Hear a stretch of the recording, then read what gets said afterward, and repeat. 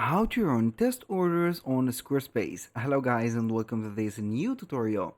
In today's video I'm going to show you how simple and easy it is to turn on the test orders or the test mode of your Squarespace website. So the process is going to be very easy. We're going to head over to squarespace.com, sign in for an account, and then we're going to head over the account dashboard.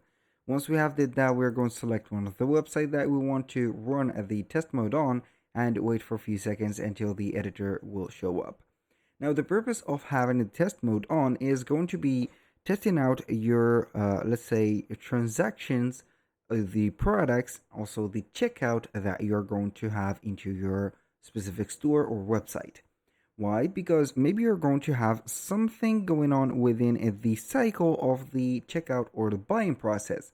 Maybe you're going to have a problem within the shipping. Maybe you're going to have a problem within the checkout itself. And maybe you're going to have a problem within the product or the cart or something like that. So how we can turn it on? We're going to head over here, the left side of the screen, scroll down. We're going to click on settings. Now we're going to select selling or wherever we are going to be in here.